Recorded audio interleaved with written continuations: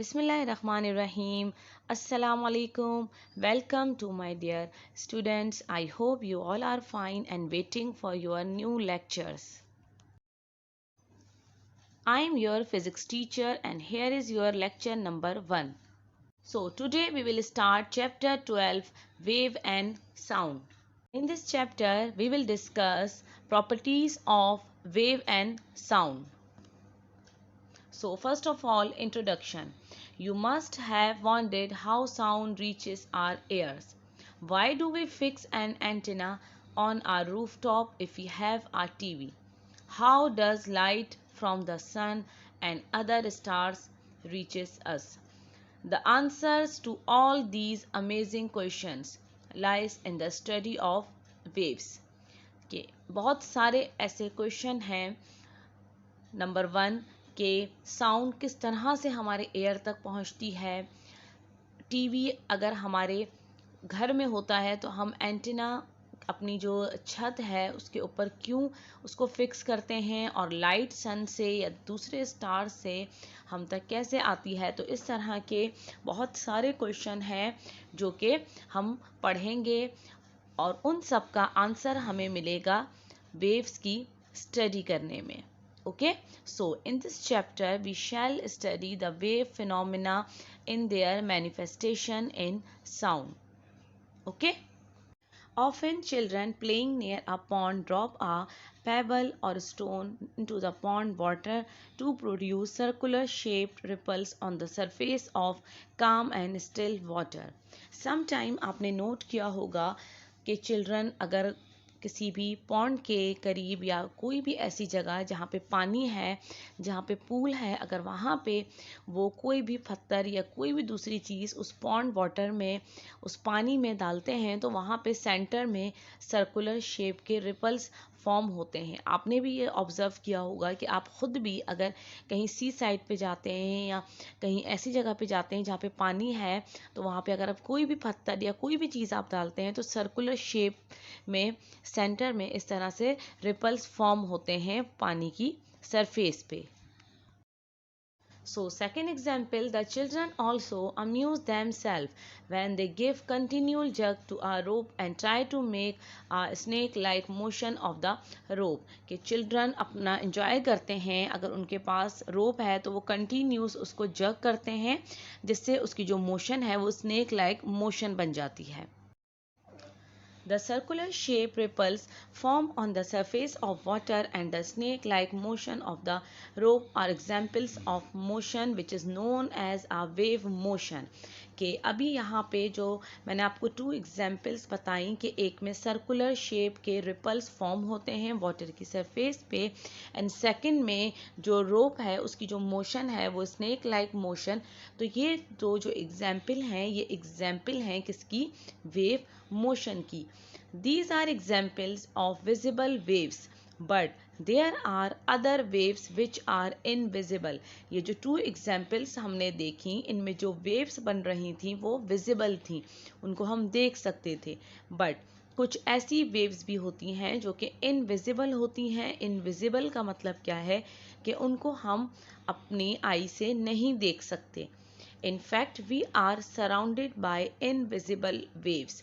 कि हमारे जो अराउंड हमारे जो सराउंडिंग है उसमें बहुत सारी इनविजिबल वेव्स हैं। Okay, so sound, light and radio waves are examples of these invisible waves. कि साउंड की जो वेव है, लाइट की जो वेव्स हैं, रेडियो वेव्स हैं, वो एग्जाम्पल हैं इनविजिबल वेव्स की। कि अगर ये सारी वेव्स विजिबल होती तो सोचें कि हम अपने सराउंडिंग में हमें हर जगह सिर्फ और सिर्फ वेव्स ही नज़र आती, क्योंकि साउंड हम किस तरह से सुन सकते हैं, वेव्स के ज़रिए। कि अगर एक कोई पर्सन बात कर रहा है तो हमारे एयर तक उसकी जो बात है वो किस तरह से आती है, वेव के ज़रिए। इसी तरह लाइट हम तक कैसे आती है और रेडियो पे आप जो सुनते हैं तो यहाँ जो वेव्स हैं वो इनविजिबल वेव्स हैं। Okay, whether visible or not, all waves have several common properties and therefore by studying visible waves, we would understand the invisible waves in sound and light. कि visible और invisible waves दोनों 2 types की waves हैं but यहाँ पे जो इनकी properties हैं वो ऑलमोस्ट दोनों की सेम है कि अगर हम यहाँ पे विजिबल वेव को स्टडी करते हैं तो हम इजीली इनविजिबल वेव को भी अंडरस्टैंड कर सकते हैं। ओके, सो यहाँ पे कुछ आपको पिक्चर्स नज़र आ रही हैं जिनकी जो वेव्स होती हैं वो इनविजिबल होती हैं, यानी हम उसको नहीं देख सकते। ओके, लाइट वेव हैं, रेडियो वेव हैं एंड साउंड वेव्स। ओके, ये सारी ऐसी वेव हैं कि जो कि हमारे सराउंडिंग में होती हैं बट हम इनको नहीं देख सकते। So these are invisible waves. In this chapter we will discuss properties of wave and sound. In this chapter we will discuss properties of wave कि wave की types कितनी हैं, किस तरह से wave produce होती है, sound waves क्या होती हैं, light waves क्या होती हैं, invisible और visible wave क्या हैं, तो ये सब हम discuss करेंगे इस chapter में। Okay? Next topic we will discuss oscillations. Let's see what is oscillation. Any motion that repeats itself in equal interval of time is called periodic motion. This periodic motion is often called harmonic motion. If a particle in periodic motion moves back and forth over the same path, we call the motion oscillatory or vibratory motion. So, if you remember that we have read in chapter 3 vibratory और oscillatory motion कि हमने previous class में chapter 3 में vibratory motion पढ़ी थी कि vibratory motion क्या थी कि कोई भी ऑब्जेक्ट अगर मूव करे इस तरह से कि वो मूव करके अपनी मीन पोजीशन पे वापस आ जाए, that is called vibratory motion. So any motion जो कि रिपीट हो इक्वल इंटरवल ऑफ टाइम में उसे हम कहते हैं पेरियोडिक मोशन। ओके, कि फॉर एग्जाम्पल एक बॉडी सस्पेंडेड है एक फिक्स पोजीशन पे और सेंटर उसका मीन पॉइंट है एंड वो बैक एंड फोर्थ मूव कर रही है राइट एंड लेफ्ट और इक्वल टाइम इंटरवल के साथ, यानी राइट पे जब वो जा रही है तो इक्वल लेंथ के साथ, लेफ्ट पे जा रही है तो इक्वल टाइम और लेंथ के साथ, तो ऐसी मोशन को क्या कहा जाता है? Periodic motion. ओके, इस तरह की मोशन को हार्मोनिक मोशन भी कहा जाता है। अगर पार्टिकल पेरियोडिक मोशन में मूव कर रहा है back and fourth same path पे, एग्जाम्पल यहाँ पे लेते हैं पेंडुलम की कि जो वॉल क्लॉक होती है उसमें जो पेंडुलम नीचे लगा हुआ होता है वो सेम पाथ पे बैक एंड फोर्थ यानी राइट और लेफ्ट मूव करता है और अपनी उस मोशन को अगेन एंड अगेन रिपीट करता है इक्वल इंटरवल ऑफ टाइम के साथ सेम पाथ में। ओके, तो इस तरह की मोशन को क्या कहा जाता है? ऑसिलेटरी, वाइब्रेटरी या फिर harmonic motion. Okay, the world is full of oscillatory motion. Some common examples are the swinging bob of a pendulum, balance wheel of a watch, a violin string and mass attached to a spring. Less obvious but at least as important is the example of the oscillating air molecule carrying sound waves produced by the violin. This type of motion is quite different from the translator and rotatory motion of the body. कि oscillatory motion की कुछ common example हैं, जैसे pendulum का जो Bob है वो, उसके अलावा balance wheel of a watch, violin के जो स्ट्रिंग होते हैं, उसके अलावा जो मास है उसको अगर हम किसी भी स्प्रिंग के साथ अटैच करते हैं तो उसकी मोशन भी ऑसिलेटरी मोशन है। ओके, एंड इम्पॉर्टेंट एग्जाम्पल है एक के एयर मॉलिक्यूल, यानी हम जब कोई भी साउंड को सुनते हैं तो वो साउंड एज अ वेव हमारे कानों में आती है, हमारे एयर में आती है। यहाँ पे एग्जाम्पल लेते हैं वायलिन की कि वायलिन के जो स्ट्रिंग होते हैं वो जब वाइब्रेट होते हैं उसमें मोशन होती है ऑसिलेटरी मोशन, तो जो एयर मॉलिक्यूल हैं उसमें भी ऑसिलेशन होती है और साउंड वेव प्रोड्यूस होती है जो कि हम सुनते हैं। ओके, सो इस तरह की जो मोशन होती है वो ट्रांसलेटर और रोटेटरी मोशन से बहुत ज़्यादा डिफरेंट होती है, यानी ऑसिलेटरी मोशन या हार्मोनिक मोशन या वाइब्रेटरी मोशन ट्रांसलेटरी और रोटेटरी मोशन से डिफरेंट होती है। Okay, The phenomena of elasticity is closely linked with that of vibration or oscillation. कि इलास्टिसिटी का जो फिनोमिना है वो क्लोजली लिंक करता है वाइब्रेशन या फिर ऑसिलेशन के साथ। इलास्टिसिटी क्या होती है या इलास्टिक बॉडी, हमने प्रीवियस क्लास में प्रीवियस चैप्टर में पढ़ा था कि जब कोई ऐसा मटेरियल जब हम उसको स्ट्रेच करते हैं, उस पर फोर्स लगाते हैं, उसको डिफॉर्म करते हैं एंड जब उस पर से हम फोर्स हटाते हैं और वो अगेन अपनी ओरिजिनल पोजीशन पे आ जाए, दैट इज इलास्टिसिटी। ओके, और उस बॉडी को हम क्या कहते हैं? Elastic body. तो यहाँ पे इलास्टिसिटी का जो फिनोमेना है वो लिंक करता है ऑसिलेशन या फिर वाइब्रेशन के साथ। तो यहाँ पे एक एग्जाम्पल है फिगर 12.1 में, it is a common experience that when some elastic material, for example a mass m attached to one end of a spring and placed on a frictionless horizontal surface as shown in figure 12.1 is displaced from its normal or equilibrium position and then release. It will move through the equilibrium position and become extended in the opposite direction. कि figure 12.1 में एक elastic material use किया है जिसका मास है m, उसको attach किया गया है एक स्प्रिंग की एंड के साथ और उसका जो दूसरा एंड है वो फिक्स है फ्रिक्शनलेस हॉरिजॉन्टल सरफेस पे। Okay, you can see in figure 12.1। जब उसको डिस्प्लेस किया जाता है, डिस्प्लेस का मतलब ये है कि जब उसको उस पर फोर्स लगाई जाती है तो वो अपनी नॉर्मल या फिर इक्विलिब्रियम पोजीशन से थोड़ा सा आगे की तरफ मूव करता है। ओके, एंड एक्सटेंड होता है ऑपोजिट डायरेक्शन में। Okay, having extended itself to the other side of its normal position, the motion is reversed and is directed back toward the equilibrium position where again it goes to other side as shown in figure 12.2। कि 12.1 में उसकी position देखें और figure 12.2 में आप देखें कि जब वो डिस्प्लेस हो रहा है तो वो राइट साइड पे जाता है। पहले यहाँ पे जो आपको O नज़र आ रहा है वो उसका इक्विलिब्रियम पॉइंट है, वो उसकी मीन पोजीशन है, इक्विलिब्रियम पोजीशन है।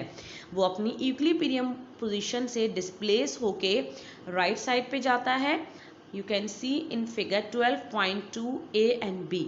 ए में आप देख सकते हैं कि जब वो राइट साइड पे जाता है तो उसने जो डिस्प्लेसमेंट, जो डिस्टेंस कवर किया that is XO। Okay, and again जब वो दोबारा से इक्विलिब्रियम पोजीशन से होता हुआ अपनी एक्चुअल पोजीशन पे आता है जहाँ पर वो पहले था। ओके, वहाँ से होता हुआ फिर दोबारा उसने लेफ्ट साइड पे कुछ डिस्प्लेसमेंट या डिस्टेंस कवर किया, वो भी क्या है? XO। इट मीन्स के उसने equal distance back and fourth दोनों साइड पे या राइट एंड लेफ्ट दोनों साइड पे उसने जो डिस्टेंस कवर किया वो क्या है? इक्वल है। Okay, so the mass continues this back and forth oscillatory motion until frictional effect cause the motion to stop. All oscillatory motion of this type depends directly on the elastic properties of the vibratory materials। कि जब तक वो back and fourth motion में रहेगा, जब तक जो friction produce ना हो जाए और वो उस मोशन को स्टॉप ना कर दे।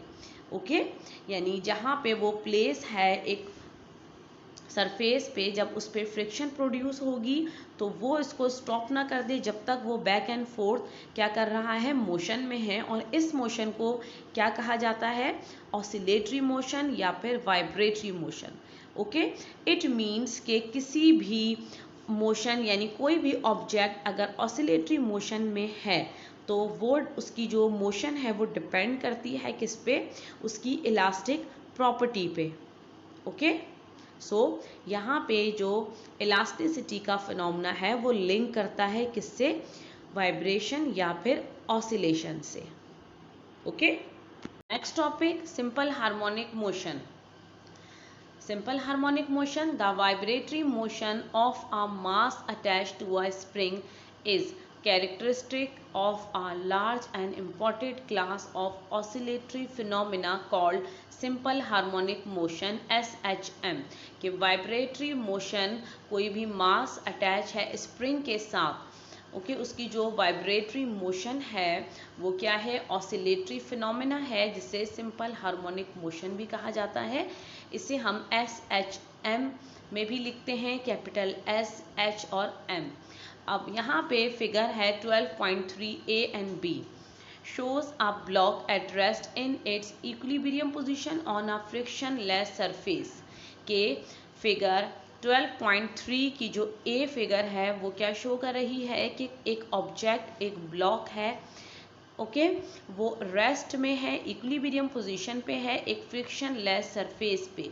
जैसे अभी प्रीवियस हमने एग्जांपल ली थी कि इस तरह से जब हम स्प्रिंग के साथ किसी भी ऑब्जेक्ट को अटैच करते हैं तो वहाँ पे जो मोशन होती है वो लिंक करती है ऑसिलेटरी मोशन से, ओके तो इसीलिए हमने यहाँ पे ये एग्जाम्पल ली है। तो यहाँ पे ए फिगर में जो बॉडी अटैच है स्प्रिंग के साथ वो इक्विलिब्रियम पोजीशन पे है। If we apply an external force to displace the block to right, जब हम अप्लाई करेंगे उस पर कोई भी एक्सटर्नल फोर्स तो वो डिस्प्लेस होगा ब्लॉक राइट साइड पे, okay there will be a restoring force F exerted on the block by the spring and this force is directed to the left as shown in figure 12.3b कि जब block right side पे displace होगा तो उस वक्त उसमें एक restoring force act करेगी ब्लॉक पे, जो कि स्प्रिंग लगाएगा, यानी स्प्रिंग की तरफ से एक ब्लॉक पे फोर्स एक्सर्ट करेगी, दैट इज रिस्टोरिंग फोर्स। और वो जो फोर्स होगी वो लेफ्ट साइड पे होगी। You can see in figure 12.3 B में आप देख सकते हैं एफ, कैपिटल एफ आपको नज़र आ रहा है, ओके जो कि कौन सी फोर्स है, रिस्टोरिंग फोर्स है, ओके जो कि लेफ्ट साइड पे लग रही है। सिंपल हार्मोनिक मोशन के टॉपिक में हम इस एग्जाम्पल के साथ यहाँ पे एक फार्मूला ड्राइव करेंगे, जो कि अभी हमने देखा कि फोर्स और डिस्प्लेसमेंट यहाँ पे हो रही है, फोर्स लग रही है तो डिस्प्लेसमेंट हो रही है, तो उनके बिटवीन क्या रिलेशन है वो हम देखेंगे। और ये सब कुछ आपकी जो बुक है उसका जो चैप्टर है वेव एंड साउंड, उसमें सब आपको ईजिली मिल जाएगा, ये मैंने बुक में से ही लिया है आपकी, ओके। सो फिगर 12.3 की जो ए फिगर है, a mass m rests on a frictionless surface and is attached to a spring. The mass and spring combination is in its normal equilibrium condition। कि अगर मैं फिगर ए में देखूं तो एक ब्लॉक है, एक ऑब्जेक्ट है जिसका मास है m, वो एक फ्रिक्शनलेस सरफेस पे है, स्प्रिंग के साथ अटैच है, ओके और स्प्रिंग और मास का जो कॉम्बिनेशन है वो एक नॉर्मल इक्विलिब्रियम कंडीशन पे है, ओके यानी ये जो मास m है या ये जो ब्लॉक है ये इक्विलिब्रियम पोजीशन पे है, ओके। अब बी फिगर में अगर हम देखें, if m is displaced to the right an amount xo by an external force, as I told you कि जब हम मास m को या ब्लॉक को पे एक्सटर्नल फोर्स लगाएंगे तो उसमें राइट साइड पे एक डिस्प्लेसमेंट होगा, यानी वो ब्लॉक राइट साइड पे डिस्प्लेस होगा, मूव करेगा, कितने अमाउंट के साथ, xo, यहाँ पे आपको नज़र आ रहा होगा xo, ओके एंड और उसका रीज़न क्या है, वो एक्सटर्नल फोर्स लगाने से डिस्प्लेस हो रहा है।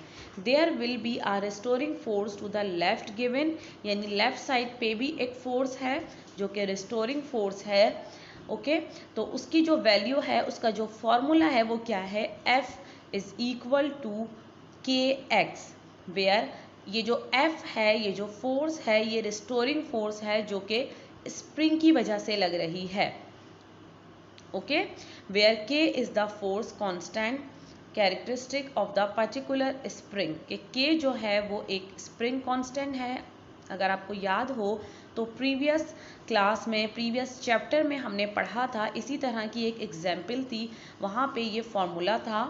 ओके, हुक का लॉ था, हमने पढ़ा था वहाँ पे। उसके अकॉर्डिंग हमने पढ़ा था कि जो फोर्स है वो इक्वल है के एक्स के, और जो के है वो क्या है, spring constant. Okay, so we assume that the maximum displacement of the block by the amount xo has not carried the spring beyond the range of validity of Hooke's law. Then we can write the relationship between the force and the displacement in the standard form of Hooke's law, but in the discussion of simple harmonic motion, we are usually interested in the restoring force, not in the applied forces. Therefore, to emphasize that the direction of the displacement x is opposite to that of the restoring force F, we write Hooke's law with a negative sign.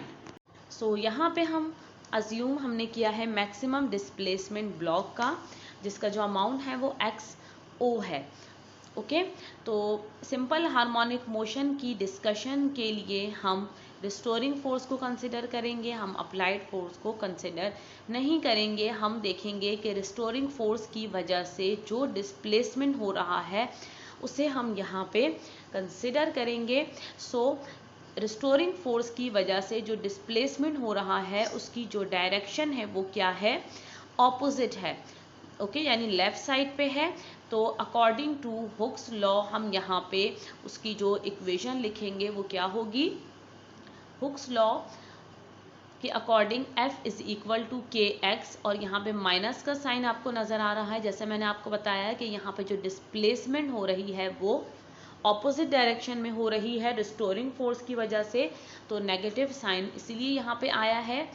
Okay, के क्या है यहाँ पे, के constant है, जो कि जिसे हम स्प्रिंग कांस्टेंट भी कहते हैं। When the extension is to the left of the equilibrium position, the restoring force act toward the right, that is F has a positive value, whereas X is negative। कि जब extension left side पे होगा, यानी equilibrium position के left side पे जब extension होगा, okay, restoring force act करेगी राइट साइड पे, तो जो F की वैल्यू है वो क्या है, वो पॉजिटिव होगी, और जो X यानी जो डिस्प्लेसमेंट है वो क्या होगा, नेगेटिव होगा। यानी इक्विलिब्रियम पोजीशन से जब बॉडी डिस्प्लेस होगी लेफ्ट साइड पे, तो वहाँ पे जो X की वैल्यू है वो क्या होगी, नेगेटिव होगी। ओके, सो यहाँ पे 12.1 की जो इक्वेशन है वो क्या है, वैलिड है। So, we know from Newton's equation of motion that the net force on an object must equal to the product of its mass and its acceleration. Therefore, at any extension x, यहाँ पे अभी जो हमने ऊपर equation लिखी 12.1, ये हमने लिखी हुक्स लॉ के अकॉर्डिंग। ओके, कि जब किसी भी बॉडी में एक्सटेंशन होता है, स्ट्रेचिंग होती है, रिस्टोरिंग फोर्स की वजह से जो डिस्प्लेसमेंट होता है उसकी इक्वेशन हमने यहाँ पे लिखी। और नेगेटिव साइन हमने क्यों लिखा, क्योंकि डिस्प्लेसमेंट हो रहा है लेफ्ट साइड पे, ओके, इक्विलिब्रियम पोजीशन के लेफ्ट साइड पे। अब यहाँ पे हम नेक्स्ट हम लिखेंगे कि हमें पता है कि न्यूटन्स की इक्वेशन के अकॉर्डिंग जो फोर्स है, जो F है, वो इक्वल होता है ma के, यानी मास और एक्सेलरेशन के। तो इक्वेशन 1 में, इक्वेशन जो 12.1 है उसमें हम F की जगह यहाँ पे न्यूटन्स के लॉ के अकॉर्डिंग हम लिखेंगे F is equal to ma। तो हमारे पास इक्वेशन बन जाएगी ma is equal to minus K X. यहाँ से हमें एक्सेलरेशन की वैल्यू फाइंड करनी है, तो हम एक्सेलरेशन को यहाँ रखेंगे, मास को हम इज इक्वल टू के दूसरे साइड लेके जाएंगे, तो हमारी इक्वेशन कुछ इस तरह से बन जाएगी, a is equal to minus k upon m x, that is equation 12.2। Okay, so this is the basic equation of motion for an object undergoing simple harmonic motion। कि ये एक बेसिक इक्वेशन ऑफ मोशन है object की, जब object simple harmonic motion में होगा। Since k and m both are constant, k और m क्या है, दोनों कांस्टेंट है इक्वेशन 12.2 में। So can be written as, अब हम इसको इस तरह से लिख सकते हैं, a is equal to minus constant into x। Again हम देखते हैं इक्वेशन 12.2 को, a is equal to minus k upon m। k upon m दोनों कांस्टेंट है, k स्प्रिंग कांस्टेंट है, m मास, तो इसकी जगह हमने यहाँ पे लिख दिया constant. Okay, so acceleration is equal to minus constant into x। अब हम इसको दोबारा से अगर कन्वर्ट करें किसी रिलेशन में, यानी हमें पता है कि जब हम इज इक्वल टू का साइन और कांस्टेंट का अगर साइन जो है वो उसको अगर हम रिमूव करेंगे तो उसकी जगह हमारे पास यहाँ पे साइन आएगा प्रोपोर्शनल का, और प्रोपोर्शनल का साइन को रिमूव करने के लिए हम इज इक्वल टू का साइन लगाते हैं और वहाँ पे कोई ना कोई कांस्टेंट ज़रूर लगाते हैं। तो अब हम यहाँ पे इसको रिवर्स करेंगे, यानी अब हम इसका रिलेशन बनाएंगे तो हमें क्या मिलेगा, a डायरेक्टली प्रोपोर्शनल है माइनस एक्स के, यानी एक्सेलरेशन डायरेक्टली प्रोपोर्शनल है डिस्प्लेसमेंट के। तो डायरेक्टली प्रोपोर्शनल का मतलब क्या होता है कि जब एक चीज़ की वैल्यू को हम इंक्रीज करते हैं तो दूसरी भी इंक्रीज होगी, यानी एक्सेलरेशन अगर ज़्यादा है तो डिस्प्लेसमेंट भी ज़्यादा होगा। ओके, एक्सेलरेशन का ज़्यादा होना मीन्स कि फोर्स अगर ज़्यादा लग रही है तो डिस्प्लेसमेंट भी ज़्यादा होगा। Okay, this type of oscillatory motion, which is characterized by the fact that it has an acceleration proportional to its displacement and the acceleration is always directed towards the equilibrium position, which is indicated by the negative sign, is called simple harmonic motion. The oscillatory particle is then called a simple harmonic oscillator. कि इस तरह की जो oscillatory motion है, जो कि अभी हमने उसका रिलेशन फाइंड किया, उस रिलेशन के अकॉर्डिंग एक्सेलरेशन प्रोपोर्शनल है डिस्प्लेसमेंट के। ओके, और एक्सेलरेशन हमेशा एक्ट करेगा towards the equilibrium position. Okay, जो कि इंडिकेट कर रहा है नेगेटिव साइन को। तो इस तरह की मोशन को हम क्या कहते हैं, सिंपल हार्मोनिक मोशन। यानी सिंपल हार्मोनिक मोशन की एक और डेफिनेशन ये है कि एक्सेलरेशन डायरेक्टली प्रोपोर्शनल होगा किसके, डिस्प्लेसमेंट के, और एक्सेलरेशन हमेशा एक्ट करेगा टूवर्ड्स द इक्विलिब्रियम पोजीशन के। ओके, सो इस तरह की जो मोशन है उसे हम क्या कहते हैं, सिंपल हार्मोनिक मोशन। और ऑसिलेटरी जो पार्टिकल इस तरह की मोशन कर रहा है उसे हम क्या कहते हैं, simple harmonic oscillator. Okay, I hope you understood my all lecture. So I am giving you some assignment according to lecture. Question number 1, what is harmonic and vibratory motion? Question number 2, explain simple harmonic motion and also prove that vibratory motion of a mass attached to a spring is simple harmonic motion. तो ये दोनों answer आपको आज के lecture में मिलेंगे कि harmonic और वाइब्रेटरी मोशन लिखना है कि वो क्या होती है। और सेकंड जो टॉपिक हमने पढ़ा सिंपल हार्मोनिक मोशन का, उसमें हमने यही प्रूव किया था कि जो वाइब्रेटरी मोशन है वो एक सिंपल हार्मोनिक मोशन है। और एग्जाम्पल हमने ली थी, एक मास हमने लिया था, उसको हमने अटैच किया था स्प्रिंग के साथ। तो ये जो भी हमने टॉपिक पढ़ा ये आपको उसमें इसका आंसर इजीली मिल जाएगा। Okay, you have to do all these assignment in your physics copy with proper chapters name, date and make a PDF file and upload on Google Classroom. Okay, and question number 2 में आपको diagram भी बनानी है, जो अभी हमने diagram discuss की है आपकी बुक में है। Okay, so take care and अल्लाह हाफिज़।